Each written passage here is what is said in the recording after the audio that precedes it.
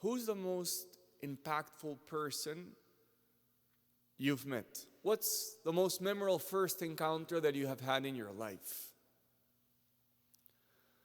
Did you ever encounter someone and you told yourself, wow, this person is different. This person belongs to a different category. John Paul II met Padre Pio in the year 1948. And the legend says that that day Padre Pio told JP2 that he would be Pope.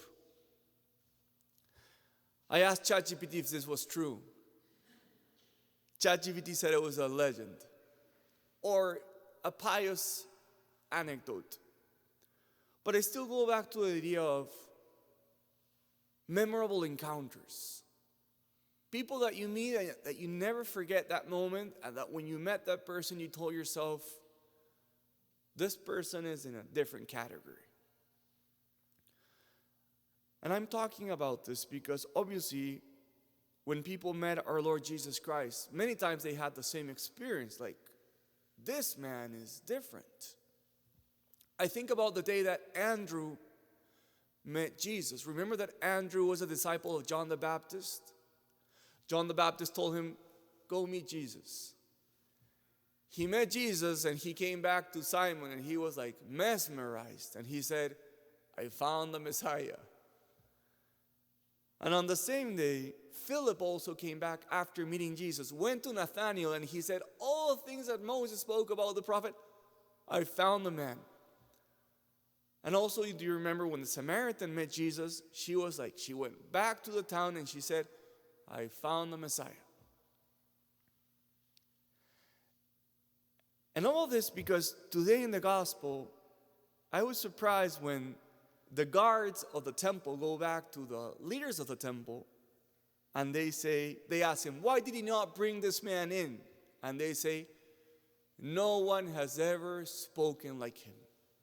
Like they knew, they listened to Jesus and they said, there's no one like him. No one has ever spoken like him. So they knew that he was in a different category. He wasn't comparable to other people. He was in a category of his own.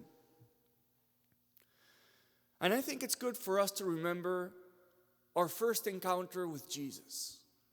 When we also first found him and we told ourselves, there's no one like him. I've never found someone like this. He is in his own category. And this is especially pertinent to consider because in Lent, we want to purify our hearts. And what sometimes happens is that we have this first encounter and we know that he will give us the things that he can only give.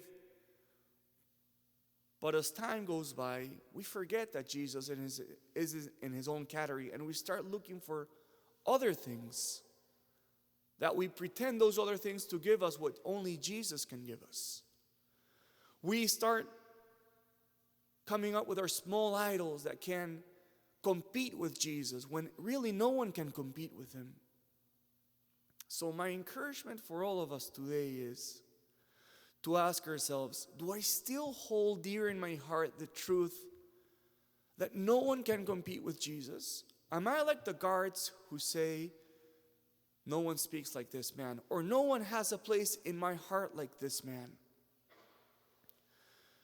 So what are the idols that are competing in your heart with Jesus? What are the small things or the larger things that are trying to make space in your heart for the space that only Jesus deserves?